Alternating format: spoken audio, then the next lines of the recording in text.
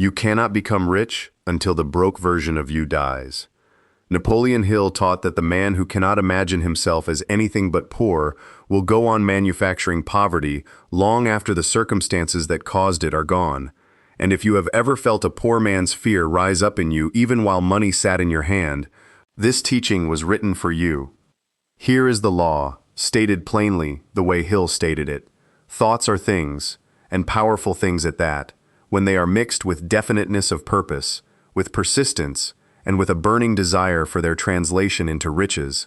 This is the very language Hill used in the opening pages of his life's work. And let me ask you plainly, do you see what this means? It means the poverty you call your circumstance is very often a thought you have been thinking so long you mistook it for a fact. Hill would stop you right there and say, do you see it? The subconscious mind does not distinguish between the thought you chose on purpose and the thought you merely allowed to repeat. It acts on whichever thought is mixed with the strongest feeling.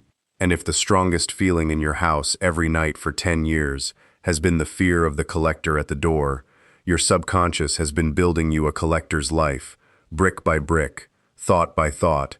This is why the broke version of you must die before the rich version can live, not as a poem, but as a law of mind. Say it with me. I close my mind today against every thought that whispers, I am not enough. I fix upon one clear, definite purpose, and I feed it daily with a burning desire, and what I conceive and believe, I achieve. Again, I close my mind today against every thought that whispers, I am not enough. I fix upon one clear, definite purpose, and I feed it daily with a burning desire, and what I conceive and believe, I achieve. If this teaching is doing something in you right now, subscribe so that tomorrow's lesson finds you the same way this one did. Before we go further, type the 2 words, I achieve, in the comments below. Not as decoration, but as your own written seal on what you just spoke. Hill believed a thing written and spoken carries a force, a thing merely thought does not carry. So let your fingers do what your voice just did. The first key is decision, and I want you to notice something about the poor man's life. He is rarely a man who decided to be poor. He is a man who never decided anything at all. He drifted, and Hill named drifting the great destroyer of human possibility. The drifter is not lazy in the way the world imagines laziness. He works, he rises early, he pays his bills when he can, but he has handed the wheel of his life to circumstance, to the boss, to the economy, to the neighbors, to whatever wind blows hardest that week. And Hill said, the man without a definite purpose is like a ship without a rudder, tossed by every current, arriving nowhere. Think of the man who says every January, this is my year, and every December finds him exactly where he stood the January before. Not because the year refused him, but because he never once decided anything inside that year. He only hoped inside it, hoping and deciding wear the same clothes. But they are not the same man. Hill told the story of Edwin Barnes, who arrived at the offices of Thomas Edison not as a man of means, but as a man who rode in on a freight train, dusty, unannounced, without credentials, without even the fare for a proper ticket. Yet he did not ask Edison for a job. He announced that he had come to become the partner of Edison, not his employee. His partner, and Hill said Barnes made that decision before he had a single fact to support it, before he owned a suit fit for the office, before Edison had spoken 10 words to him. He decided first, and the facts arranged themselves after. And in time Barnes did become the business partner of Edison, and grew wealthy beside him. This is decision, not the hope that something might happen, but the burning determination that it will. Notice Barnes did not wait to feel ready. Readiness is a feeling, decision is an act, and Hill drew a hard line between the two. The broke version of you survives on postponement, on someday, on when things get better I will decide, and every day you let pass without a decision is a day you have quietly voted for the old life to continue one more term. Decision is not a mood you wait to arrive. It is a door you walk through while the mood is still uncertain. So I say to you plainly, decide today, not perfectly, not with every detail solved, not with the money already in hand the way Barnes did not have it. Simply decide, and watch how the broke man in you begins, from that very hour, to die. One honest decision, held to. Will do more for you this week than 100 wishes held loosely for a year, I decide today, and the old poor man in me has no tomorrow. The second key is definiteness of purpose, and here is where decision becomes structure. Hill taught that the starting point of all achievement is desire, but not the vague wishing of the man who says, I would like to be rich someday. He called that wishing, and he separated it sharply from burning desire. Wishing is a whisper, burning desire is a demand, and the tool Hill gave for turning a wish into a demand was simple enough for a child and rare enough that almost no one does it. Write it down. Write the exact amount. Write the exact service or product you intend to give in exchange for it. Write the date by which you intend to possess it. Write your plan, and read it aloud, morning and night, with feeling. This written, definite chief aim is not a vision board. It is a contract you sign with your own subconscious mind. And let me put a face on this. Picture an ordinary man who works a counter job and tells himself for years that he wants to own his own shop someday. Someday is not a date. Someday is a fog, and the mind cannot build toward a fog. Now, picture that same man sitting down one evening with a single sheet of paper, writing that he will open a small hardware shop on the corner of a street he already knows, that he will save $4,000 toward it by the first of next year, that he will save it by setting aside a fixed sum from every payday without exception, and that he will read this page aloud before breakfast and again before bed. Notice what changed. Nothing outside him changed in that hour.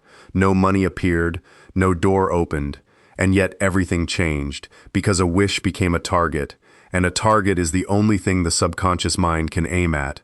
A man who wishes to be rich someday is like an archer who closes his eyes and lets the arrow fly wherever it will, and then wonders why he never hits anything.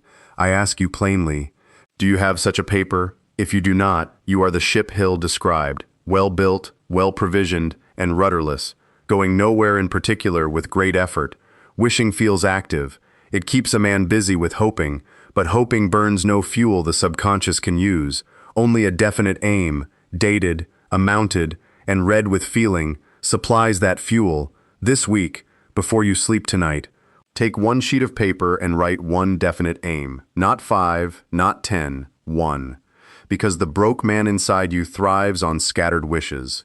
He can survive a dozen vague hopes without ever losing a night's sleep, but he cannot survive a single burning demand, written in ink, dated, and read aloud until it stops sounding like a hope and starts sounding like a memory of what is already coming. I write my aim in ink, and ink does not drift. The third key is autosuggestion, and this is the very mechanism by which the broke man in you was built, and the very mechanism by which he can be unbuilt. Hill taught that the subconscious mind acts upon whatever thought is repeated with emotion, whether that thought is true or false, whether it serves you or ruins you. It does not judge, it only obeys. It is not a judge weighing your case, it is a servant carrying out whatever order you hand it most often, and with the most feeling. And here is the part almost no one wants to hear. The subconscious cannot tell the difference between a thought you chose on purpose this morning and a thought you have simply allowed to repeat itself for 10 years out of habit. Both arrive at the same door, and whichever one carries the stronger emotion is the one that gets built into your circumstance. So consider an ordinary day. The alarm sounds at 6, and before your feet touch the floor, a thought passes. Another day of the same grind. At breakfast, the bill on the counter draws your eye, and a feeling of dread rises. On the drive to work, the radio speaks of hard times, and you nod because it matches what you already expect. At the desk, a coworker complains, and you agree twice as loud. At lunch, you say, I could never afford that as a small joke that is not really a joke. In the afternoon, a fresh idea rises in you and dies in the same breath, because you tell yourself, who am I to try that? At supper, you say things will not change while reaching for the same plate you reached for last year. And at night, half asleep, the last thought before sleep is worry. And Hill taught that the last thought before sleep sinks deepest of all into the subconscious. Because the guard at the gate of the conscious mind grows drowsy right along with the body. Do you see it? That is 14 hours of autosuggestion. All of it aimed at building the very man you are trying to leave behind. And none of it was spoken with any less feeling than a prayer. In fact, most of it was spoken with more nulls.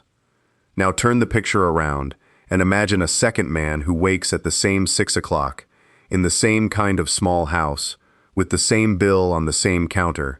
But this man has trained a different habit. He speaks one written sentence before his feet touch the floor. He does not deny the bill. He simply refuses to feed it his strongest feeling.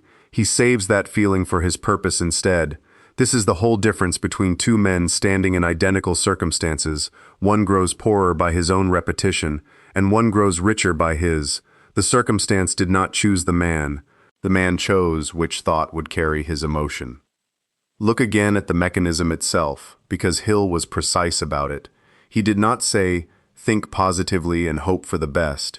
He said, impress the subconscious through repetition of thought mixed with faith. Faith itself being nothing mystical, only a state of mind that can be manufactured the same way any habit is manufactured, by the words you choose to hear yourself say and the picture you choose to hold while you say them. A man who tells himself he is poor is not lying, he is only rehearsing, and rehearsal, done long enough, becomes a performance the whole body believes. This is why Hill insisted the written statement must be read aloud, not merely thought, and read with feeling, not recited like a grocery list, because the voice carries the emotion into the ear, and the ear carries it deeper than silent thought ever could.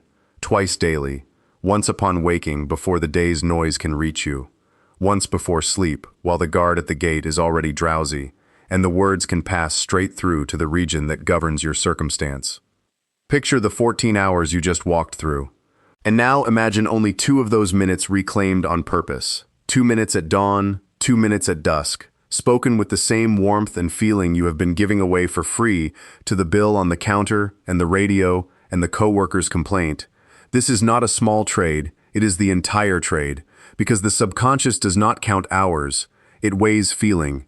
And a thought spoken with real conviction for 2 honest minutes will outweigh 1,000 idle frets muttered without belief. This week, choose the 2 minutes, dawn and dusk, and hand them nothing but your written aim. I feed my subconscious on purpose, and it feeds me back in kind. The 4th key is the mastermind. And here Hill parts ways with every teacher who tells a man he can do it alone. Hill studied the wealthiest men of his age, and found not one of them built his fortune solitary.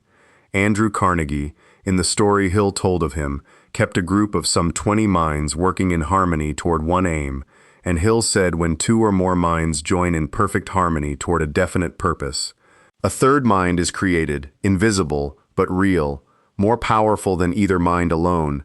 This is not a business meeting where men merely tolerate one another. Harmony is the operative word. A room full of arguing minds produces friction, not power, and Hill was careful to separate mere cooperation from true harmony. 2 people can shake hands and still secretly doubt one another, and when that hidden doubt is present, the third mind never forms.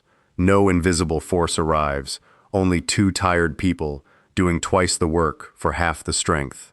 Picture a woman named Grace, who opens a small dress shop with borrowed thread and a single sewing machine.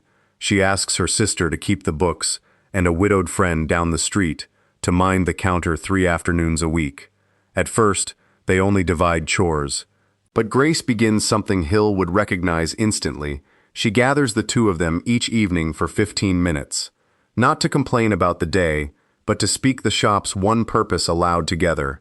Within a season, something shifts. Ideas begin arriving in that little room that none of the 3 women had thought of alone. A display arrangement, a payment plan for a struggling customer, a way of ordering fabric that cuts their cost. None of them could say afterward which one of them had the idea first, and that not knowing is exactly the sign Hill pointed to. The third mind had entered the room. Now set beside this the far more common picture, a man with a genuine ambition who comes home each night to a table where every mention of his plan is met with a sigh or a joke at his expense.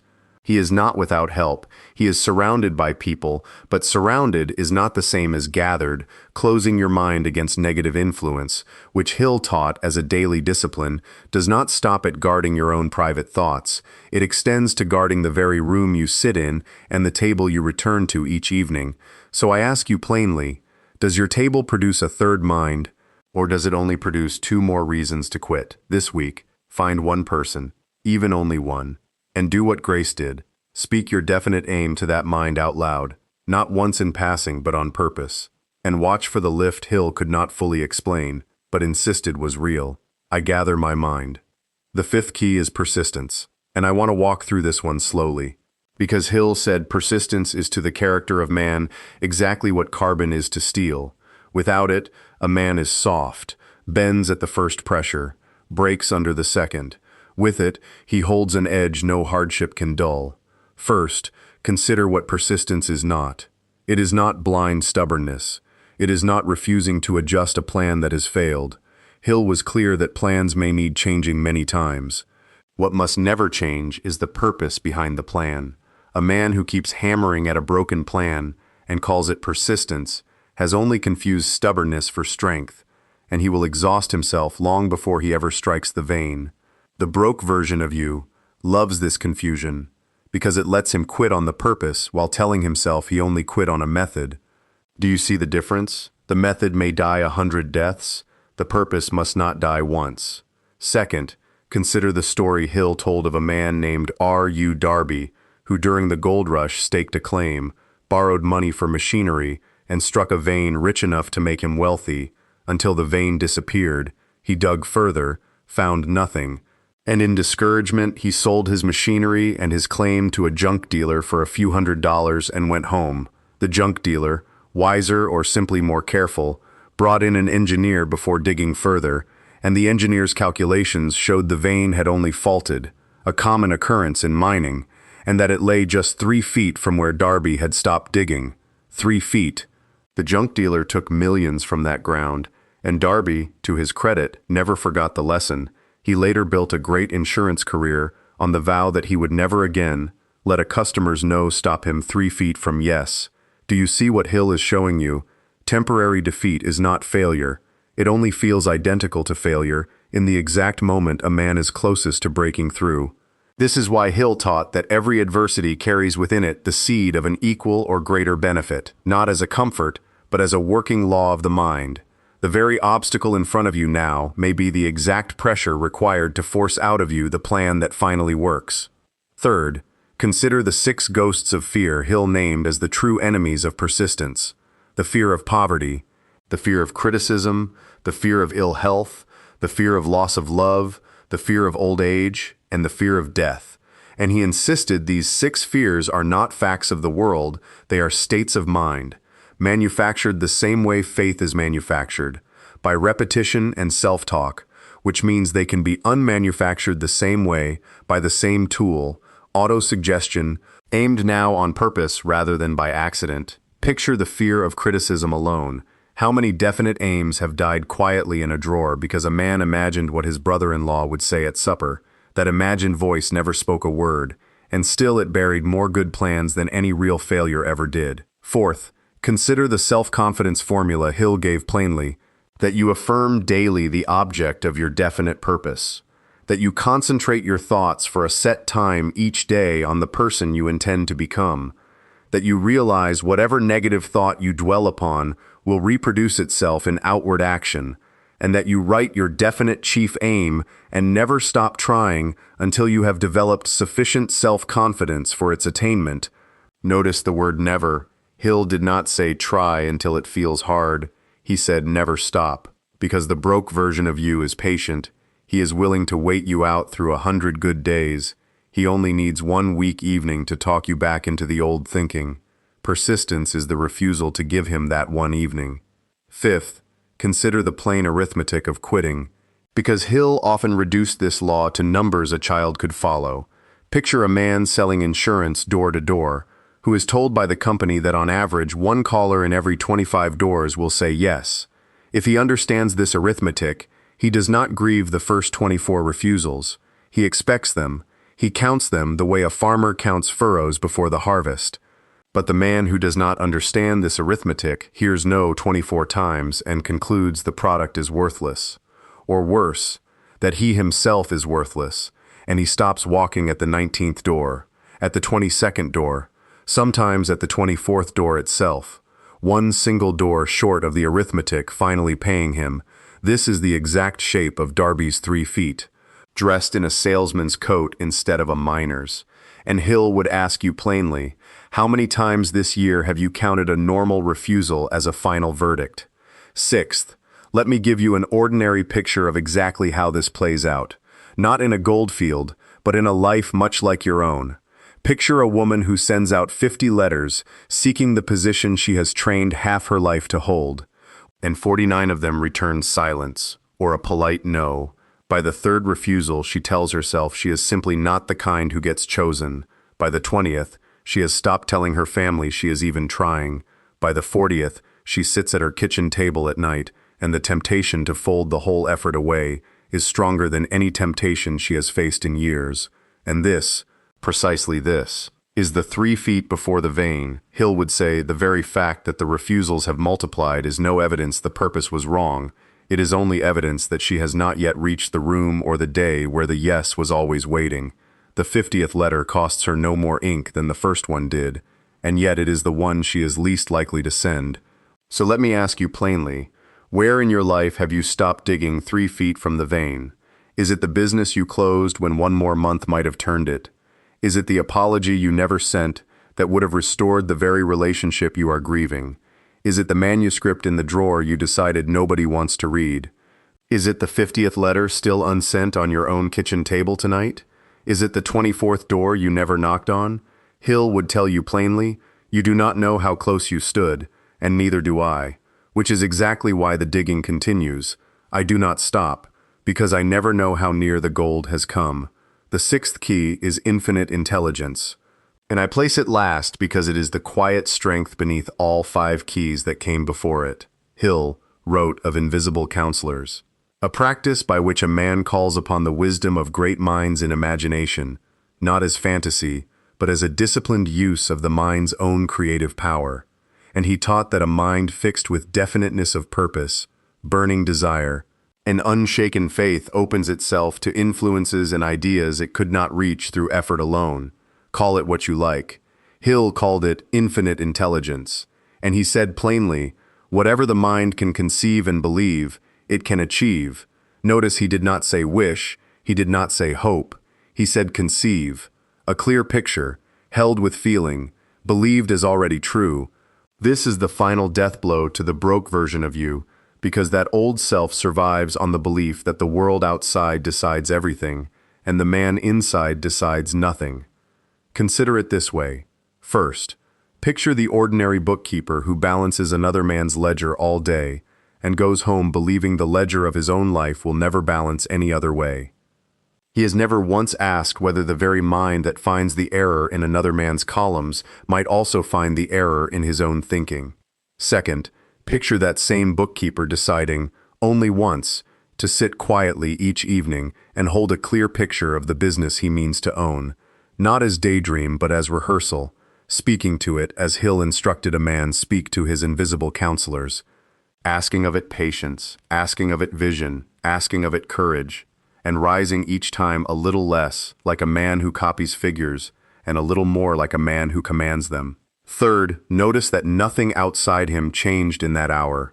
No client called, no check arrived, and yet Hill insisted something real had shifted, because the subconscious mind, fed nightly on a clear and believed picture, begins quietly rearranging the very details of a man's days toward that picture.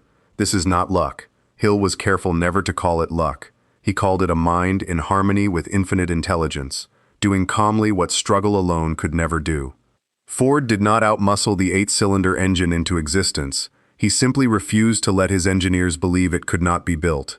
And Edison did not stumble upon the glowing filament by chance after his many failures. He held one picture steady through every one of them. None of these men were spared hardship. All of them were persistent past the point where lesser men call it quits. And all of them, in Hill's telling, held a picture of the finished thing in mind long before their hands or their fortunes caught up to it. So ask yourself plainly tonight, what picture have you been holding? And has it been the rich man rising or the poor man you were taught to expect? Change the picture, and you change the man. I hold infinite intelligence as a partner in my purpose, not a stranger to it. Here is the whole picture. It is not decision, then desire, then belief, then people, then endurance, then wisdom, arriving to you as 6 separate errands. It was one key turning 6 times. Deciding is simply refusing to drift. Purpose is simply decision written down. Auto-suggestion is simply purpose-fed daily until it becomes belief. The mastermind is simply belief multiplied by harmony with another mind. Persistence is simply that multiplied belief, refusing to quit 3 feet from the vein. And infinite intelligence is simply what meets a man who has done all 5 and kept going anyway. It is not that the rich version of you must be built from nothing. It is that he has been waiting the whole time for the broke version of you to finally step aside. Now, if you want a daily structure for carrying these keys rather than only remembering them, this is exactly what the definite aim method was built to be. A short daily practice for writing your definite chief aim, reading it with feeling morning and night, and reviewing your persistence week by week, the way Hill instructed his own students to do.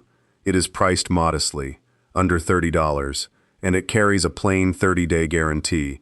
If it does not serve you, you are refunded in full. No argument. You will find the link in the description below this video. I close my mind today against every thought that whispers, I am not enough.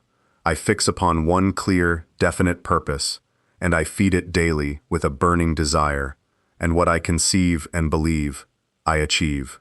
You did not fail before. You were only drifting, and the man who decides today has already begun to bury the broke version of himself. For good